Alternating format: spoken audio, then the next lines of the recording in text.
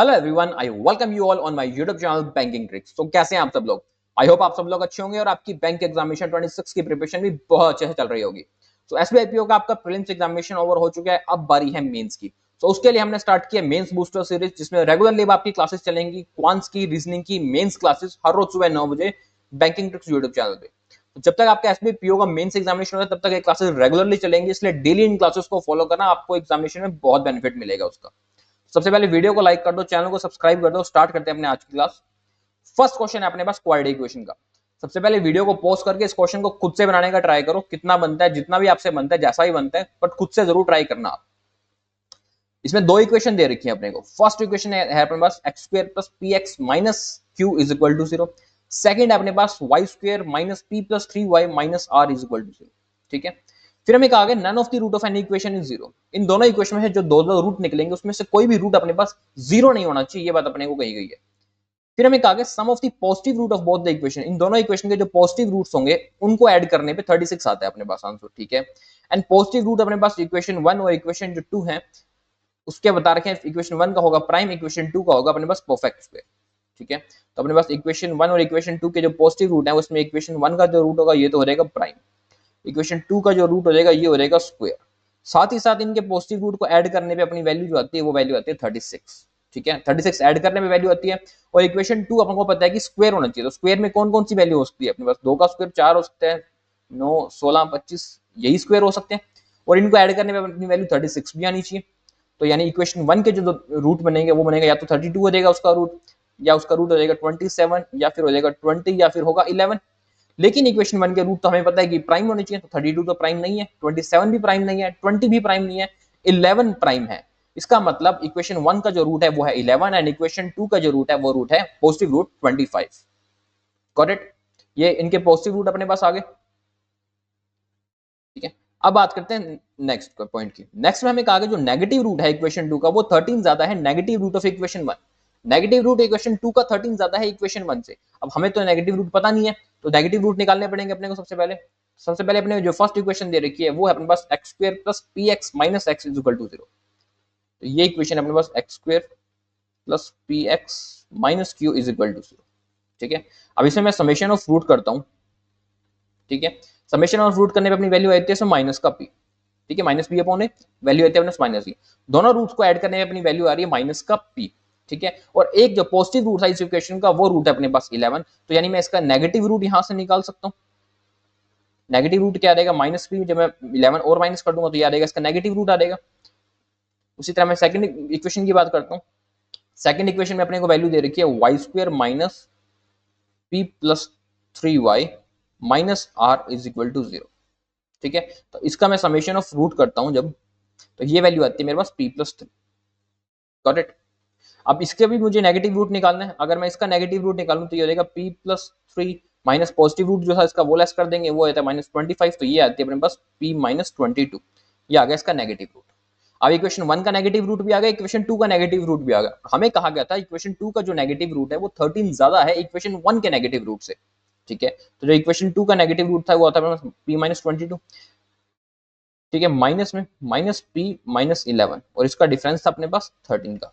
ठीक है, तो ये होता है अपने पास पी और ये माइनस माइनस हो जाएगा प्लस का पी एक, तो ये भी होता है। और ये होता है माइनस का 22 और प्लस का 11 होता है, तो होता है माइनस का 11 इज इक्वल टू 13। तो 2p की वैल्यू आ जाती है मेरे पास यहाँ से 24, p की वैल्यू मेरे पास आ जाती है यहाँ से 12। ठीक है, p की वैल्यू क्या आ गई मेरे पास? p की वैल्यू आ गई 12। द मोमेंट मेरे पास p की वैल्यू आ गई तो मेरे पास नेगेटिव रूट्स जो इनके थे वो नेगेटिव रूट्स भी आ जाएंगे। मैं इसमें अगर p की वैल्यू रख देता हूँ, ठीक है, तो ये होती है अपने पास माइनस 12 और माइनस का 11 हो जाता है अपने पास। तो नेगेटिव रूट क्या होता है इसका? माइनस का 23। इसी तरह मैं p की वैल्यू 12 इसमें रखता हूँ तो इसका जो नेगेटिव रूट होता है वो रूट क्या होता है? 12 माइनस 22 होता है अपने पास माइनस का 10। ये आ गया इक्वेशन 2 का नेगेटिव रूट। ठीक है, इक्वेशन 1 का पॉजिटिव रूट भी आ गया, नेगेटिव रूट भी आ गया, इक्वेशन 2 का भी पॉजिटिव रूट भी आ गया अपने पास और नेगेटिव रूट भी आ गया अपने पास। इतनी बात समझ आ गई आपको? अब देखो, अब हमें क्या फाइंड करना है इसमें? अब हमें इसमें Q और R की वैल्यू फाइंड करनी है। उसके लिए हमको ये Q और R की वैल्यू चाहिए। ठीक है, सबसे पहले अपने Q की वैल्यू निकालते हैं, इक्वेशन 1 में रख देते हैं अपने पास। ठीक है, क्योंकि अब हमारे पास P की वैल्यू भी है। तो इक्वेशन 1 थी अपने पास एक्स स्क्वायर, P की वैल्यू अपने पास 12, तो ये हो जाएगा plus 12x minus q is equal to 0। ठीक है, अब इसके करते हैं प्रोडक्ट ऑफ रूट। ठीक है, प्रोडक्ट ऑफ फ्रूट क्या होता है अपने पास, सी अपॉन ए होता है प्रोडक्ट ऑफ फ्रूट, तो इसका प्रोडक्ट ऑफ फ्रूट हो जाएगा यानी कि माइनस क्यू की वैल्यू क्या है, प्रोडक्ट ऑफ फ्रूट क्या है, इसका एक रूट था इसका 11 और दूसरा रूट था इसका अपने पास -23, तो ये हो जाएगा 11 मल्टीप्लाई -23, 22 क्या लिखिए 11 मल्टीप्लाई -23, ठीक है 11 33 22 25, तो माइनस क्यू की वैल्यू आ जाएगी -23, इसका मतलब क्यू की वैल्यू आ जाएगी अपने पास 253, ठीक है। उसी तरह इक्वेशन 2 की बात भी कर लेते हैं अपने। इक्वेशन 2 में हमारे पास वैल्यू थी y square minus p plus 3y minus r is equal to 0, p की वैल्यू अपने को पता है 12 अपने पास, ठीक है, तो ये आ जाएगा अपने पास y स्क्वायर 12 प्लस 3 आ जाएगा 15 यानी माइनस का 15y minus r is equal to 0, ठीक है। अब इसके प्रोडक्ट ऑफ फ्रूट करते हैं तो प्रोडक्ट ऑफ फ्रूट आता है इसका अपने पास वैल्यू आती है r, ठीक है, सॉरी माइनस आर आएगी प्रोडक्ट ऑफ फ्रूट। इसके जो रूट्स अपने पास कौन से थे, वो था अपने पास 25 और दूसरा रूट था अपने पास 10, तो इसका अपने पास मल्टीप्लाई कर देते 25 मल्टीप्लाई माइनस का 10, यानी आर की वैल्यू मेरे पास कितनी आई थी, यहाँ से आर की वैल्यू आई थी 250, क्यू की वैल्यू भी आ चुकी है मेरे पास 253, आर की वैल्यू भी आ चुकी है 250, और हमें किसकी वैल्यू फाइंड करनी, हमें वैल्यू फाइंड करनी है क्यू प्लस आर की, यानी इन दोनों को ऐड कर देते हैं अपने यहाँ पे, तो इन दोनों को ऐड करने पे वैल्यू आती है मेरे पास 503, तो अपना आंसर हो जाएगा इसमें option number B and this is our right answer 503। बताओ कैसा लगा क्वेश्चन, अच्छा लगा तो प्लीज एक बार वीडियो को जरूर लाइक कर देना, ओके। चलते हैं नेक्स्ट क्वेश्चन पे, एक और क्वाड्रेटिक इक्वेशन है। अब इस इक्वेशन को बनाओ, खुद से बनाओ, वीडियो को पॉज करके ट्राई किया करो, जैसा भी बने सही बने गलत बने बट खुद से जरूर ट्राई किया करो, कुछ तो निकलेगा आपसे, ऐसा तो नहीं कुछ भी नहीं निकलेगा। तो इसे हमें इक्वेशन दे रखी है M A square minus k a plus n is equal to 0, ठीक है। साथ में हमें कहा रखा है m is the smallest 2 digit composite number, smallest 2 digit composite number चाहिए हमको, and sum of the root से बता रखे अपने, सम ऑफ द रूट है अपने पास 11 प्लस 7, ठीक है। अब देखो सबसे पहले m की वैल्यू निकालो, m की वैल्यू क्या है, m की वैल्यू हमारे पास smallest 2 digit composite number, 2 digit composite number सबसे छोटा स्मॉलेस्ट कंपोजिट होना चाहिए, ये होता है अपने पास 10, ठीक है। m की वैल्यू तो आ गई अपने पास 10, और अपने पास जो इक्वेशन थी इसमें अपने पास m की वैल्यू आ चुकी है 10a square minus k a plus n is equal to 0, ठीक है। k की वैल्यू अपने पास निकालनी है, उसके लिए पहले हमको बता रखा है जो समेशन ऑफ रूट क्या है, इसमें समेशन ऑफ रूट है इसके पास अपने पास 11 प्लस 7 यानी कि 117 डिवाइड बाय 10, ठीक है, अपने पास समेशन ऑफ रूट है, तो इसमें समेशन ऑफ रूट करते हैं जब, तो ये वैल्यू आती है अपने पास k by 10, summation of root करते हैं k बाय 10 वैल्यू आती है अपने पास, और सम ऑफ द रूट की वैल्यू अपने पास कितनी है, सम ऑफ द रूट की अपने पास वैल्यू है यानी k प्लस 10, इसकी वैल्यू अपने पास 117 बाय 10, 10 से 10 कर देगा यानी k की वैल्यू कितनी आ गई मेरे पास यहाँ पे 117 117 वैल्यू आ चुकी है k की।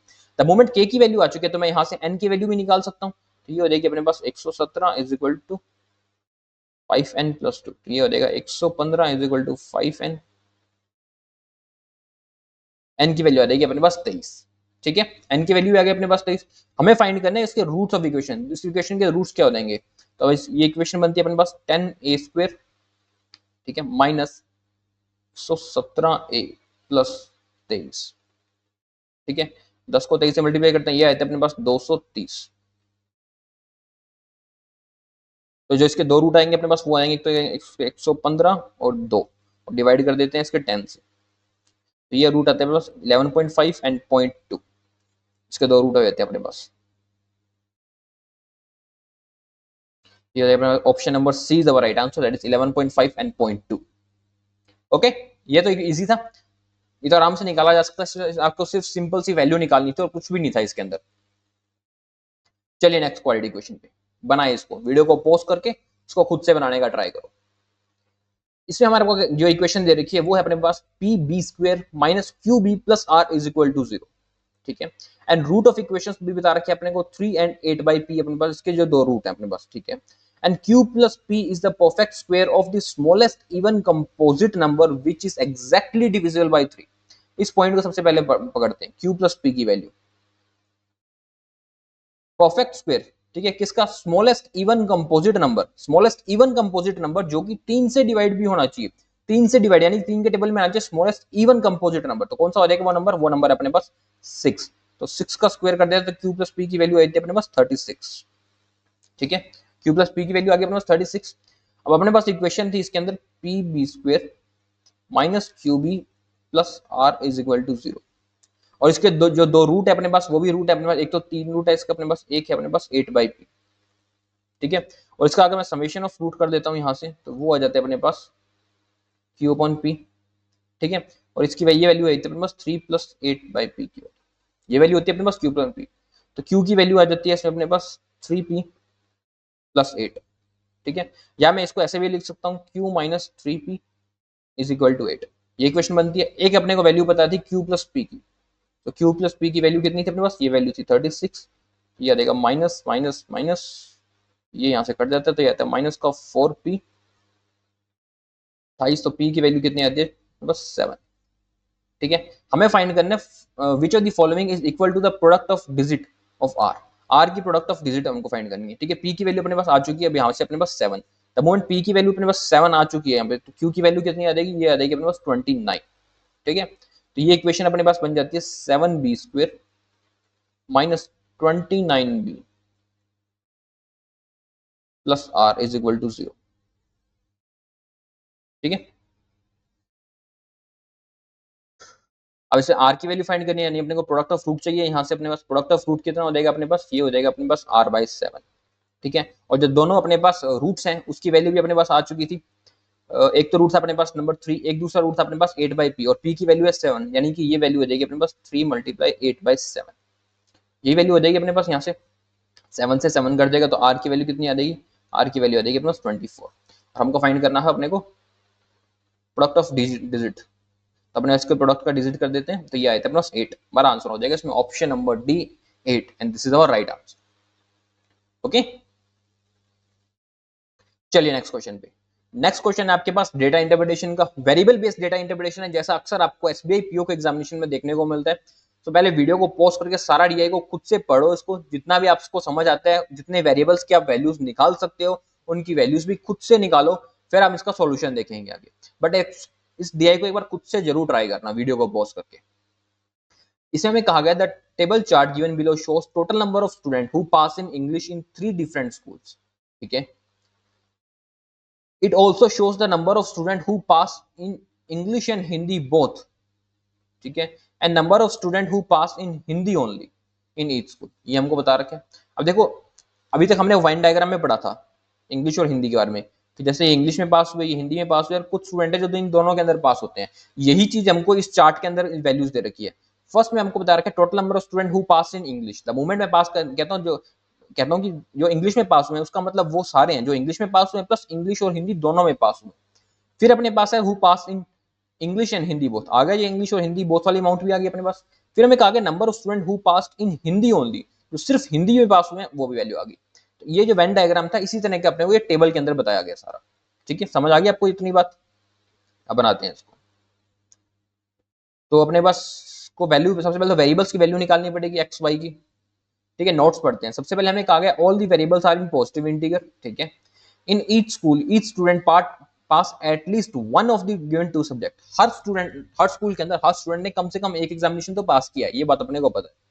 फिर क्या रखे पॉइंट 3 में इन स्कूल पी, अब स्कूल पी की बात हो रही है particularly, number of student who pass in English only is equal to the total number of student who passed in Hindi, English only and who passed in Hindi, while the ratio of number of students who passed in English only to those who passed in Hindi only दे रखे 5:3, ये हमको दे रखे, ठीक है।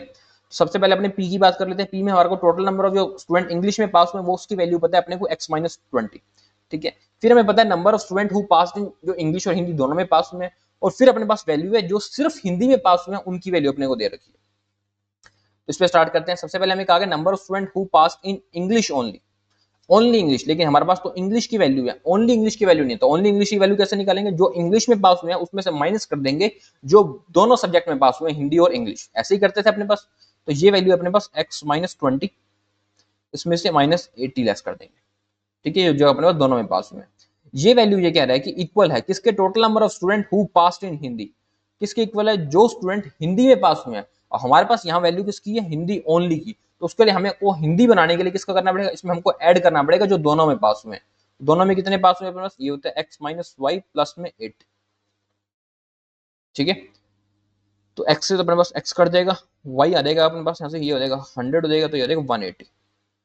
y की वैल्यू आ चुकी है एक तो अपने पास 180, ठीक है। साथ ही साथ इसमें एक और चीज कही गई है हमको, ये कहा गया कि while the ratio of number of student who passed in English only, जो ओनली इंग्लिश में पास हुए हैं, ओनली इंग्लिश में मैंने आपको बताया था अभी कौन से पास हुए हैं, x - 20 और लेस कर देंगे जो दोनों में पास हुए हैं, ठीक है। उसका रेशियो बताना है those who passed Hindi only, और हिंदी ओनली हमको पता है x माइनस वाई, वाई की वैल्यू हमने अभी निकाली थी 180, तो मैं डायरेक्ट वाई की वैल्यू देता हूँ यहाँ 180। ये रेशियो अपने पास 5:3 के अंदर इसकी वैल्यू अपने पास, ठीक है। ये आ जाएगा अपने पास x माइनस 100 ही कर लेते हैं इसको डायरेक्ट, ठीक है। तो ये वैल्यू आती है अपने पास 3x माइनस 300, 5x माइनस 900, ठीक है। तो 600 की वैल्यू आई थी अपने पास 2x, तो x की वैल्यू आई थी मेरे पास यहाँ से 300, x की वैल्यू भी आ चुकी है मेरे पास यहाँ से अब कितनी 300, यानी x की वैल्यू 300 आ गई, तो मैं यहाँ पे वैल्यू पुट कर सकता हूँ, तो ये वैल्यू हो जाएगी मेरे पास 280 x माइनस वाई, ठीक है। x माइनस वाई की वैल्यू हो जाएगी मेरे पास यहाँ पे 120, ठीक है। क्योंकि मेरे पास y की वैल्यू भी एक बार मैं यहाँ पे लिख देता हूँ साइड में, ताकि हमको बाद में याद रहे 180, ठीक है। इतनी बात होगी, ये तो बात होगी p की।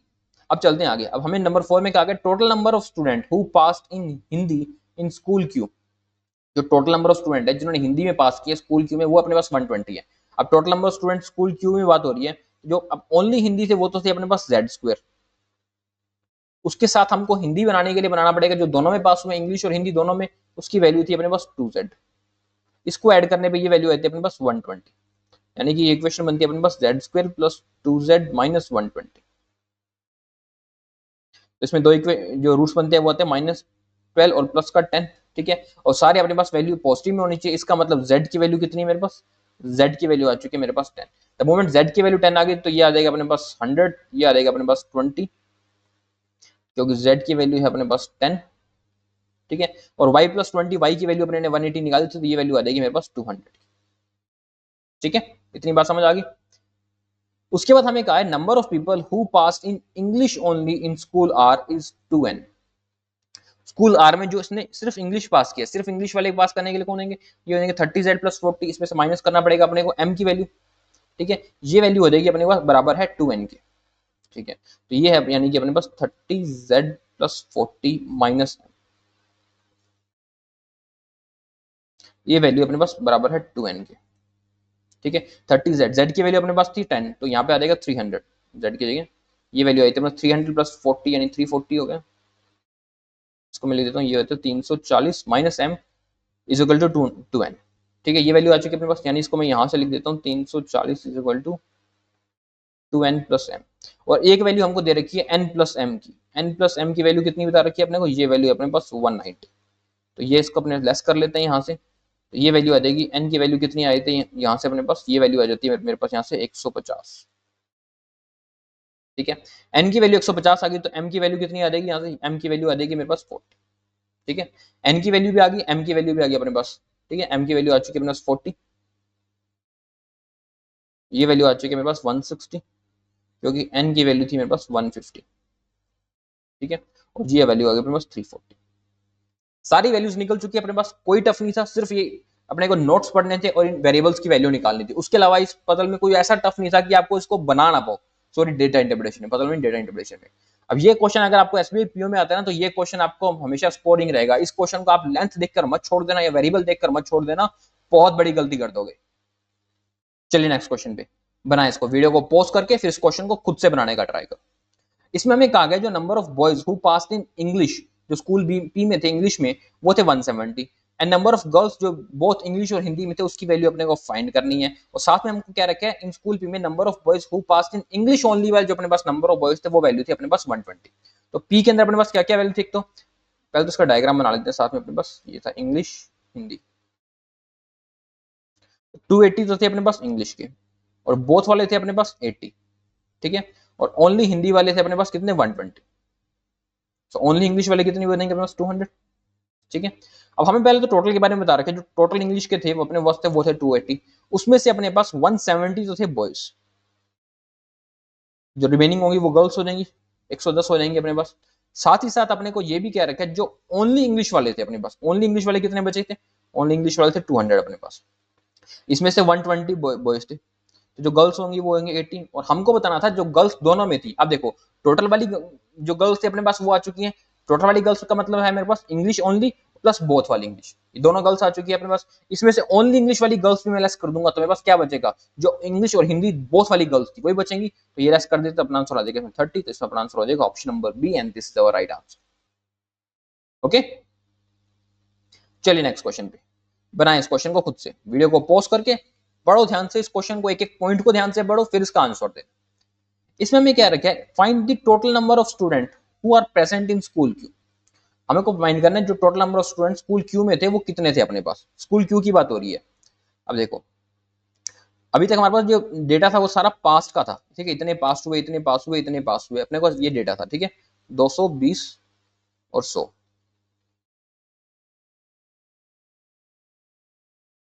ठीक है, 200 था इंग्लिश वाला,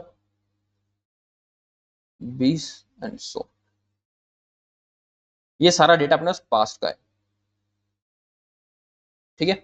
अब हमें बताना है total number of student school present, उस दिन प्रेजेंट कितने हुए थे। अब देखो जो लोग प्रेजेंट होंगे वो किस तरह से होंगे, वो इसी तरह से होंगे, कुछ लोग उसमें से पास हो जाएंगे, कुछ लोग उसमें से पास नहीं होंगे, पेपर तो देंगे सब लोग, पर कुछ पास हो जाएंगे, कुछ पास नहीं होंगे, इसी तरह से प्रेजेंट होंगे अपने पास। फिर हमें क्या रखा है, total number of student who are present in school Q is equal to the number of student who appeared and number of student who did not appear. जो प्रेजेंट हुए हैं उसमें से कुछ लोग अपीयर होंगे एग्जामिनेशन में, कुछ लोग अपीयर नहीं होंगे, जो अपीयर होंगे उसमें से, जो अपने पास अपीयर होंगे उसमें से कुछ लोग पास हो जाएंगे, उसमें कुछ लोग फेल हो जाएंगे। यही बात अपने को क्वेश्चन में बता रखी है, ठीक है। हमें फाइंड दे रखे सबसे पहले which of the following is sufficient to answer the question, ठीक है। सबसे पहले मैं कहा गया 1/6 तो total number of student who are present in school Q did not appear. जितने भी अपने पास स्टूडेंट जो थे स्कूल क्यू के अंदर, टोटल नंबर ऑफ स्टूडेंट थे, उसमें से जो प्रेजेंट हुए थे स्कूल क्यू में, उसमें से जो 1/6 थे वो अपने पास अपीयर नहीं हुए थे, ठीक है। अपने पास तो 5:1 में आ जाएगा अपने पास, ठीक है। फिर हमें कहा गया number of student who failed in school Q is equal to the 40% of student who appear in same school. जितने अपीयर हुए थे उसमें से ये कह रहा है कि 40% स्टूडेंट फेल हो गए थे, तो पास कितने हुए थे, पास हुए थे अपने पास 600, 60%, 60% पास हुए, फेल कितने हुए, फेल हुए 40% के स्टूडेंट फेल हुए। और इनकी जो टोटल वैल्यू थी अपने पास वो कितनी थी, 180, 20 एंड 300। टोटल पास कितने हुए थे अपने पास, 300 स्टूडेंट पास हुए थे। 300 की वैल्यू अपने पास, यानी 60% की वैल्यू अपने पास 300 दे रही है, तो टोटल वैल्यू अपने पास निकाल सकते हैं, 40% की वैल्यू आ जाएगी, टोटल भी आ जाएगी। लेकिन इसके लिए हमको दोनों की जरूरत होगी, तो इसमें अपना आंसर हो जाएगा both 1 and 2 and this is our right answer, option number D. Got it? समझ आया सारा, पॉइंट टू पॉइंट मैंने समझाया आपको।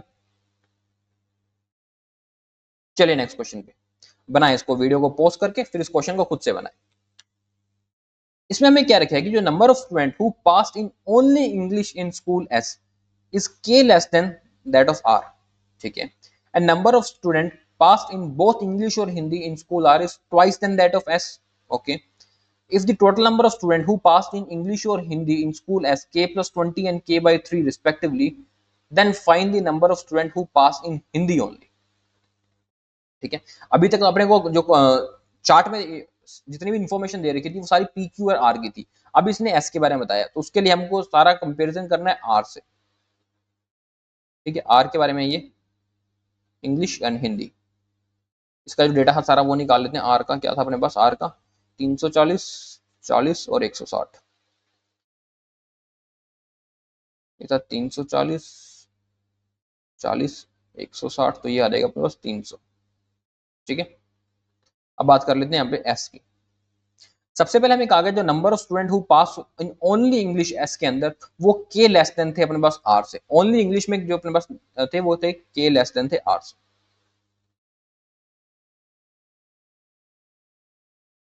ठीक है। ये बात है ओनली इंग्लिश की। ओनली इंग्लिश अपने पास आर में कितने थे, 300, उसमें से के लेस देन, ठीक है। फिर हमें कहा गया the number of student pass in both English और हिंदी आर में, जो बोथ थे वो ट्वाइस थे एस से, ठीक है। जो आर में अपने पास दो बोथ थे, जो जिन्होंने इंग्लिश और हिंदी दोनों में पास किए वो 40 हैं, ये दो गुना थे अपने पास किससे, एस से, दो गुना थे, तो एस में बोथ वाले कितने हो जाएंगे, 20 हो जाएंगे। फिर हमें कहा गया total number of student who pass in English and Hindi in S, जो टोटल नंबर ऑफ स्टूडेंट थे जो पास हुए थे इंग्लिश और हिंदी के अंदर एस में, तो ये थे अपने पास इंग्लिश वाले थे के प्लस 20, हिंदी वाले थे अपने पास के by 3। Then find the number of student who pass in Hindi only, तो जो सिर्फ हिंदी में पास हुए हैं अपने को उसकी वैल्यू निकालनी है, जबकि हमको एक वैल्यू ये भी पता है कि ओनली इंग्लिश, यानी इसकी वैल्यू अपने पास दे रखी है, ये वैल्यू अपने पास अभी थी 300 माइनस के, ठीक है। एंड टोटल इंग्लिश वाले कितने अपने पास, के प्लस 20, यानी के प्लस 20 की वैल्यू मेरे को यहाँ से मिल सकती है, ये वैल्यू हो जाएगी 300 माइनस के प्लस 20, ठीक है। तो ये वैल्यू आ जाएगी 2k, 20 से 20 घट जाएगा तो ये आ जाएगी अपने पास 300। तो के की वैल्यू कितनी आ गई, के की वैल्यू आ गई मेरे पास 150। द मोमेंट के की वैल्यू 150 आ चुकी है तो मेरे पास ये वैल्यू आ गई 150, ठीक है, ये वैल्यू आ जाएगी मेरे पास 170 यहाँ से, और यहाँ से वैल्यू आ जाएगी हिंदी की वैल्यू 50। तो ओनली हिंदी वाले कितने हो जाएंगे, ओनली हिंदी वाले 30, और हमको फाइंड करनी थी ओनली हिंदी वाले, तो हमारा इसका आंसर हो जाएगा option number A, that is 30, and this is our right answer, जो अपने पास ओनली हिंदी के थे। ओके, चलिए नेक्स्ट क्वेश्चन पे, बनाए इस क्वेश्चन को खुद से, वीडियो को पॉज करके फिर इस क्वेश्चन को खुद से बनाने का ट्राई करो। इसमें मैं क्या रखा है कि in CTP total number of student who appear in English, जितने नंबर ऑफ स्टूडेंट अपने पास इंग्लिश में अपीयर हुए हैं, and total number of student who failed in Hindi is equal to the total number of student who failed in English, then find the total number of student who appear in Hindi, not total number of student who appear is equal to number of student who passed and number of student who failed. ठीक है, इस question को ध्यान से पढ़ते हैं। इसमें हमें कहा गया टोटल नंबर ऑफ स्टूडेंट जो अपीयर हुए हैं इंग्लिश के अंदर, ठीक है, पी के अंदर, वो थे 400 जो अपीयर हुए हैं पी के अंदर। पहले अपने को जो पास का डेटा है ना अपने पास पी के अंदर, पी में पास का डेटा था अपने पास 280, 80 और 120।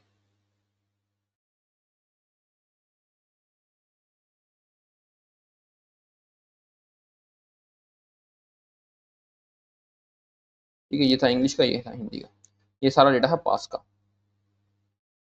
ठीक है, अब अपीयर की बात हो रही है। अपीयर में हमें कहा जो टोटल नंबर ऑफ स्टूडेंट जो अपीयर हुए अपने पास इंग्लिश के अंदर वो थे 400। ठीक है, and total number of student जो फेल हुए हैं हिंदी में, हिंदी में जो फेल हुए हैं वो इक्वल है अपने पास total number of student who failed in English. ठीक है, जो हिंदी में फेल हुए हैं वो अपने पास बराबर है कितने, total number of student who failed in English, जो इंग्लिश में फेल हुए। ठीक है, then find the number of student who appear in Hindi, तो हिंदी में कितने अपीयर हैं वो बताने अपने को। जो इंग्लिश में अपीयर होते हैं उसमें से 280 तो पास हो गए थे, ठीक है, एंड 120 अपने पास इंग्लिश के अंदर जो थे वो फेल हो चुके थे। ठीक है, 120 फेल हुए थे, तो इंग्लिश में जो फेल हुए थे 120, तो मतलब हिंदी में जो फेल होंगे वो भी कितने हो जाएंगे, 120 हो जाएंगे। और हिंदी में जो पास हुए थे अपने पास वो कितने थे अपने पास, वो पास हुए थे जो हिंदी में अपने पास वो थे अपने पास 120, और 80 कितना था अपने पास 200, इतने अपने पास हिंदी के अंदर पास हुए थे। हमको ओनली हिंदी चाहिए कि हिंदी चाहिए, वो अपीयर इन हिंदी, तो हिंदी में अपने पास कितने 200 पास हुए थे अपने पास, और 120 फेल हुए थे, टोटल कितने थे अपने पास 320, and option number D, and this is our right answer, जो अपने पास हिंदी के अंदर अपीयर हुए थे। ठीक है, चलिए नेक्स्ट क्वेश्चन पे। नेक्स्ट क्वेश्चन आपके पास क्वांटिटी कंपैरिजन का क्वेश्चन है, बनाओ इस क्वेश्चन को खुद से, वीडियो को पॉज करो और कोशिश करो खुद से बनाने की इस क्वेश्चन को। पहले टफ क्वेश्चन नहीं है, ये क्वेश्चन तो बन जाएगा, ऐसे क्वेश्चन तो आपको एसबीआई पीओ में अगर आपको आते हैं तो आपको ये क्वेश्चन करके ही आने। इसमें में क्या रखे, a car has to cover total distance in P kilometre in two parts. ठीक है, कोई कार है पी किलोमीटर का डिस्टेंस कवर करती है लेकिन दो पार्ट में कवर करती है। फर्स्ट पार्ट वो कवर करती है जो कि है 180 किलोमीटर का with speed of Q kilometre per hour.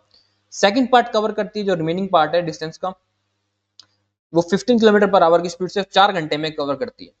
ठीक है, कोई एक पार्ट है अपने पास देखो, ठीक है, पी किलोमीटर है इसका, जो टोटल लेंथ है अपने पास पी किलोमीटर है। ठीक है, दो पार्ट में कवर करती है, मान लेते पहले इतना पार्ट कवर करती है फिर इतना पार्ट कवर करती है। तो जो पहले का पार्ट है वो था अपने पास 180 किलोमीटर का।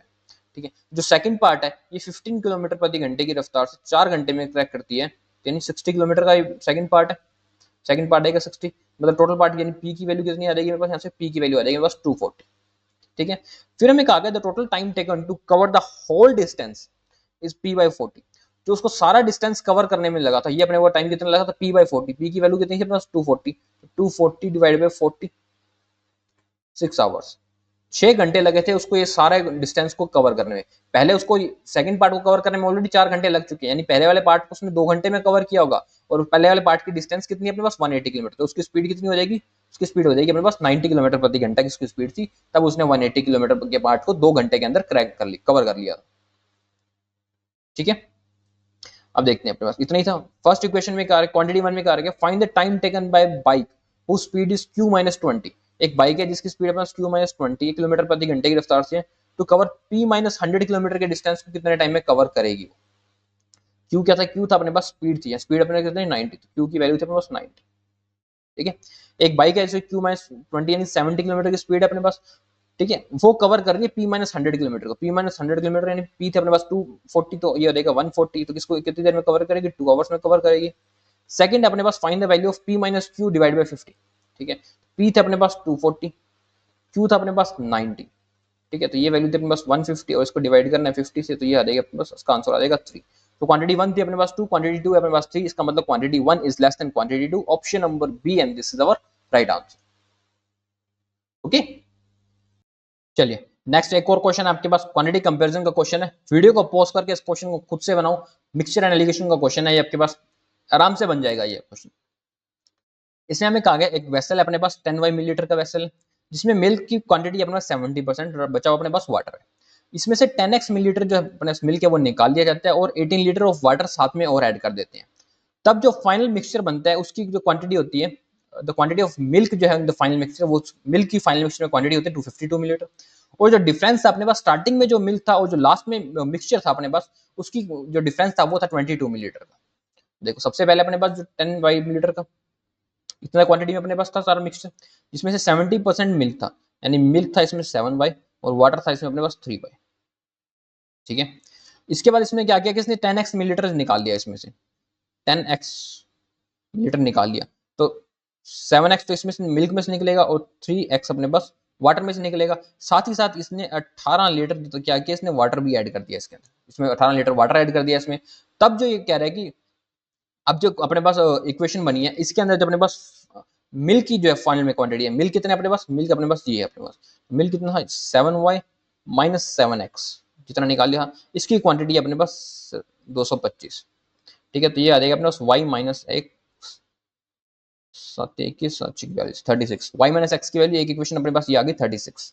ठीक है, साथ में ये कह रहा है कि अपने पास डिफरेंस बिटवीन इनिशियल मिक्सचर और फाइनल मिक्सचर, इनिशियल मिक्सचर कितना था अपने पास, इनिशियल मिक्सचर था 10x 10y सॉरी, इसमें और जो फाइनल मिक्सचर था अपने पास उसके अंदर जो डिफरेंस था वो 22 मिलीलीटर था। तो फाइनल मिक्सचर कितना था अपने पास, फाइनल मिक्सचर कितना, एक तो अपने पास था 10y माइनस थे अपने पास 10x प्लस 18, इसमें जो डिफरेंस था ये डिफरेंस था अपने पास 22। ठीक है, तो इसको अपने यहाँ से ओपन कर देते हैं, ये देखो 10y प्लस 10y आ गया, 10y माइनस आ गया ना यार, माइनस क्या प्लस आ गया, साथ में प्लस का आ गया 10x माइनस का आ गया 18 और आ गया 22। ठीक है, तो ये तो हो गया अपना 40, 10y से 10y तो 10x की वैल्यू आई थी 40, तो x की वैल्यू कितनी आई थी अपने पास, x की वैल्यू इसमें अपने पास आती है 4। द मोमेंट x की वैल्यू मेरे पास 4 आ चुकी है तो मैं यहाँ से y की वैल्यू निकाल सकता हूँ, तो y की वैल्यू कितनी आ चुकी है 40 वैल्यू आ चुकी है y की, और मुझे फाइंड करना है इनिशियल मिक्सचर में क्वांटिटी। ठीक है, तो इनिशियल प्लस क्वांटिटी कितनी है 10y, y की वैल्यू 40, तो इनिशियल क्वांटिटी होगी अपने पास 400, तो क्वांटिटी 1 की वैल्यू कितनी होगी 400। नेक्स्ट फाइंड करना अपने पास 4 इंटू एक्स इंटू वाई, तो 4 इंटू एक्स था अपने पास 4 इंटू वाई। ठीक है, ये हो जाएगा अपना 4 चौक 16, 16 चौक 64, की वैल्यू आती है अपना 640। तो क्वांटिटी 1 है अपने पास 400, क्वांटिटी 2 अपने पास 640, तो यानी quantity 1 is less than quantity 2 and option number 2 and this is our right answer. Okay, चलिए नेक्स्ट क्वेश्चन पे बनाए इस क्वेश्चन को खुद से, वीडियो को पॉज करो फिर इस क्वेश्चन को खुद से बनाने का ट्राई करो। इसमें हमें क्या रखा है, जो प्रेजेंट एज है अपने पास ए बी एंड सी की, ये कॉन्जिक्यूटिव प्राइम इंटीजर्स है, कॉन्जिक्यूटिव प्राइम इंटीजर्स है अपने पास ए बी एंड सी की, कॉन्जिक्यूटिव प्राइम इंटीजर्स है। ठीक है, और जो ए है अपने पास 10 ईयर यंगर है सी से, यानी ए अपने पास अगर x है तो सी कितना अपने पास x प्लस 10। ठीक है, who is the oldest among all, सबसे बड़ा अपने पास सी है, यानी इससे बड़ी वैल्यू अपने पास इन तीनों में से कोई भी नहीं होनी चाहिए, और तीनों के तीनों कॉन्जिक्यूटिव प्राइम इंटीजर्स है अपने पास। ठीक है, प्रेजेंट एज ऑफ ए जो अपने पास नॉट लेस देन 15 ईयर्स, ए की वैल्यू जो 15 ईयर से कम नहीं होनी चाहिए, यानी कि ए की वैल्यू क्या हो जाएगी, या तो 15 हो जाएगी या 15 से ज्यादा हो जाएगी, इससे कम ए की वैल्यू नहीं होनी चाहिए। बट जो प्रेजेंट एज ऑफ सी है इज लेस देन 40, सी की वैल्यू जो है 40 से लेस देन होनी चाहिए। अब 40 से लेस देन होनी चाहिए सी की वैल्यू। ठीक है, और ये सारे के सारे अपने पास प्राइम इंटीजर भी अपने पास। ठीक है, अगर 40 से लेस देन करूं मैं, या चाहे यहाँ से 15 से स्टार्ट कर लूँ, इससे ज्यादा होनी चाहिए, तो प्राइम नंबर कौन हो जाएगा इसके बाद 17 हो जाता है अपने पास, इसके बाद प्राइम नंबर 19 हो जाएगा, 23 हो जाएगा अपने पास इसका प्राइम नंबर, और 10 ज्यादा है, 17 है तो यहाँ पे सी की वैल्यू हो जाएगी 27, 19 है तो 29 हो जाएगी, 23 है तो 33 हो जाएगी, लेकिन 27 तो अपने पास प्राइम होता नहीं है, 29 प्राइम होता है, 33 भी हमारे पास प्राइम नंबर नहीं होता है। ठीक है, उसके बाद 31 करूंगा तो 41 चली जाएगी अपने पास, जो कि अपने पास 40 से ज्यादा हो नहीं सकती वैल्यू। इसका मतलब ए की वैल्यू है 19, सी की वैल्यू है 29, और बीच में क्या सिर्फ एक ही प्राइम नंबर आ रहा है अपने पास, वो अपने पास प्राइम नंबर कौन सा है, वो नंबर है अपने पास 23। तो ए बी और सी इनकी वैल्यू अपने पास आ चुकी है 19, 23 एंड 29। ठीक है, फिर हमें कहा गया B is X year older than A, B कितने ईयर ओल्डर है अपने पास ए से, बी अपने पास 4 ईयर ओल्डर है ए से। But dash year younger than c, और बी जो है वो सी से कितने साल यंगर है अपने 6 ईयर यंगर है अपने पास। तो फर्स्ट में अपने कहा रखा है which of the following is true, x की वैल्यू आ चुकी है 4, वाई की वैल्यू आ चुकी है अपने पास 6, both X and Y are composite number, क्या दोनों के दोनों अपने पास कंपोजिट नंबर्स हैं, बिल्कुल सही अपने पास, फर्स्ट सही है अपने पास। सेकंड में कहा गया अपने पास एक्स है वो परफेक्ट स्क्वायर है अपने पास, हाँ बिल्कुल अपने पास सेकंड परफेक्ट स्क्वायर है अपने पास। थर्ड में कहा गया Y is the smallest multiple of 8, क्या स्मॉलेस्ट मल्टीपल 8 है, बिल्कुल नहीं है अपने पास स्मॉलेस्ट मल्टीपल 8 नहीं है, तो अपना आंसर हो जाएगा इसमें both 1 and 2, option number B, and this is our right answer. Okay, चलिए नेक्स्ट क्वेश्चन पे। नेक्स्ट क्वेश्चन है आपके पास अर्थमेटिक से क्वेश्चन है, ठीक है। इस क्वेश्चन को वीडियो को पॉज करके खुद से बनाने का ट्राई करो, आराम से बनाया करो यार, क्वेश्चन बन जाते हैं, टाइम का कोई चक्कर नहीं पड़ता एसबीआईपीओ मेंस में। इसमें मैं कहा गया a person invested 4x in scheme में, ठीक है, 400x स्कीम में इन्वेस्ट करते हैं, ठीक है, और compound interest 10% per annum annually पे, ठीक है, एंड उसका जो इंटरेस्ट मिलता है वो होता है 6620 कंपाउंड इंटरेस्ट आफ्टर 3 ईयर्स, 3 साल बाद उसको इतना इंटरेस्ट मिलता है। If this if the same sum is invested in another scheme, एक दूसरी स्कीम में इन्वेस्ट किया, which offers simple interest at the rate x by 2% per annum, और सिंपल इंटरेस्ट उसको y साल के बाद मिलता है 10,000 का, तो हमको वैल्यू फाइंड करनी है x by y की, यानी कि सिंपली मेरे को x और y इन दोनों की वैल्यू फाइंड करनी है, ठीक है। देख लेते हैं अपने, एक पर्सन ने सबसे पहले उसने 400 रुपीज इन्वेस्ट किए, ठीक है, कंपाउंड इंटरेस्ट 10% से किए 3 साल के लिए, ठीक है, तो इसका सक्सेसिव रेट ऑफ इंटरेस्ट बनेगा वो कितना बनेगा, वो बनेगा 33.1 बनेगा इसका सक्सेसिव रेट ऑफ इंटरेस्ट, ठीक है। कैसे बनता है आपको मैंने बहुत सिखाया है प्रीलिम्स के अंदर, तो यानी 400x की जो वैल्यू है उसको मुझे, ये x दूसरा बन जाएगा ना, 400x की वैल्यू उसका मुझे निकालना है 33.1%, ठीक है। तो ये अपने पास इसकी वैल्यू कितनी आती है, ये वैल्यू आती है अपने पास 4 12 और 13 132.4 x, ये आता है इसका अपने पास इंटरेस्ट है। ये किसकी वैल्यू अपने पास, ये वैल्यू है अपने पास जो इसका इंटरेस्ट आया, ये वैल्यू इंटरेस्ट है 6620 का,